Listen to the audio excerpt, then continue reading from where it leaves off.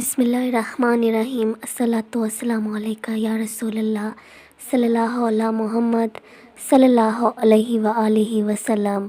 درود پاک ایک ایسی چیز ہے کہ انسان جتنا زیادہ اگر وہ چاہتا ہے کہ وہ کامیابیوں کی طرف جائے، بلندیوں کی طرف جائے، تو وہ درود پاک کو کثرت کے ساتھ پڑھے۔ اگر وہ کثرت کے ساتھ پڑھتا ہے اور اس کی توجہ نہیں ہوتی تو درود پاک پڑھنے سے جتنے فوائد انسان کو ملنے ہوتے ہیں وہ نہیں مل پاتے۔ انسان جب محبت کے ساتھ درود پاک پڑھتا ہے تو اس کے راستے آسان ہو جاتے ہیں، اس کی زندگی خوشیوں سے بھر جاتی ہے، اور استغفار کا بھی ذکر ہمارے لیے اتنا زیادہ ضروری ہے۔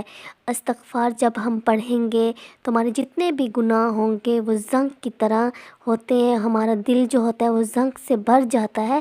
تو ہم جب استغفار پڑھتے ہیں تو ہمارے سارے گناہ جو ہیں مٹتے جا رہے ہوتے ہیں، اور جو ہمارا دل زنگ سے بھرا ہوتا ہے وہ صاف ہوتا جا رہا ہوتا ہے۔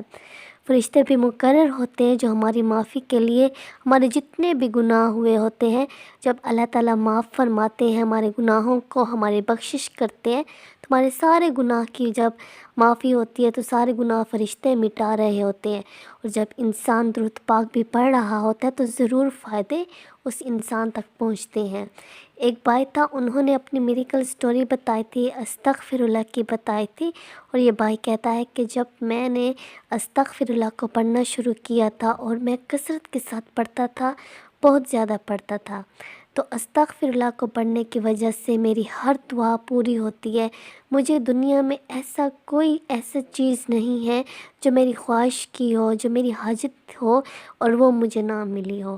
سب کچھ مجھے ملا، خوشیاں بھی ملی، رزق بھی ملا، سکون بھی ملا، کامیابیاں بھی ملی، اور ہر حاجت میری پوری ہوئی۔ واقعی میں استغفر اللہ پڑھنے کے بہت زیادہ فضائل ہیں، بہت زیادہ برکات ہیں۔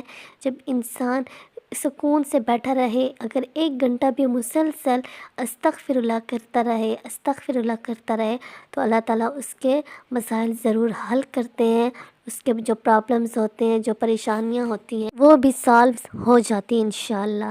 یہ ایک خوبصورت کہانی بھی آپ کہہ دیں، خوبصورت معجزہ بھی آپ کہہ سکتے ہیں، اس درود پاک پڑھنے سے اور استغفار کے پڑھنے سے ضرور ہوتا ہے۔ ایک بات اپنے ذہن میں رکھیں کہ ضروری نہیں ہوتا کہ اب منیمم پڑھیں، جتنا زیادہ ہو سکے پڑھیں یا جتنا کم ہو سکے پڑھیں۔ ہم جب گناہ کرتے ہیں تو کیا ہم گنتے ہیں کہ ہم نے دن میں کتنے گناہ کیے؟ اگر آپ ایک دن میں سوچیں، رات کو سکون سے اپنے دل پہ ہاتھ رکھ کے سیدھی ایمانداری سے کہ آپ نے کتنے گناہ کیے ہوتے ہیں دن میں، کون سے ایسے گناہ ہیں، کہاں پہ انسانوں کی دل آزاری، کہاں پہ جانوروں کی دل آزاری، کہاں پہ ہم اپنے اللہ کی نافرمانی کرتے ہیں۔ تو فار ایگزامپل موبائل دیکھ لیں، ہم موبائل جب یوز کرتے ہیں تو کتنے نامحرم کو دیکھتے ہیں، تو یہ بھی ہمارا گناہ ہے۔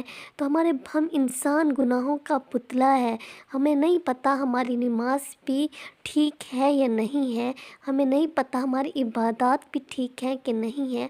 جب انسان جتنا بھی نیک ہو، جتنا بھی پاکیزہ ہو، گناہ ضرور سرزد ہو جاتے ہیں۔ حضرت محمد صلی اللہ علیہ وآلہ وسلم جنہوں کے لیے اللہ تعالیٰ نے اتنا سوچا، اتنے دنیا بنائی، جنت بنائی، تو اللہ تعالیٰ نے اتنا اس انسان کے لیے سوچا، تو حضرت محمد صلی اللہ علیہ وآلہ وسلم جیسے انسان بھی جن کو مکمل یقین تھا کہ وہ جنت میں جائیں گے، تو جنت بنائی بھی انہی کے لیے ہے، تو پھر وہ استغفار پڑھتے تھے، اللہ تعالیٰ سے معافی مانگتے تھے۔ جب رات کو ٹھہرے ہوتے تھے اللہ تعالیٰ کے سامنے تو ان کے پاؤں پہ چھالے پڑ جاتے تھے۔ تو ہم انسان تو گناہوں کا پتلا ہے، ہم دن میں کتنے گناہ کرتے ہیں، چاہے ہم جتنے بھی اچھے ہو جائیں، جتنے بھی پاکیزہ ہو جائیں، لیکن ہمیں استغفر اللہ کا ورد کرنا چاہیے تاکہ ہمارے راستے بھی سنور جائیں، ہمیں خوشیاں بھی ملیں، ہمیں کامیابیاں بھی ملیں، اس جہان میں بھی کامیابیاں یقین، اور انشاءاللہ قبر میں بھی آسانی ہوگی اور آخرت میں بھی ہمیں بلندیاں ملیں گی۔ اپنے اللہ پہ بھروسہ رکھیے گا، ایک دفعہ درود ابراہیمی اور استغفار کو اپنی زندگی میں شامل کر لیں، انشاءاللہ آپ کے راستے ایسے سنوریں گے، آپ کی پریشانیاں ایسے ختم ہوں گی کہ کبھی آپ نے سوچا بھی نہیں ہوگا انشاءاللہ۔ السلام علیکم، اللہ حافظ۔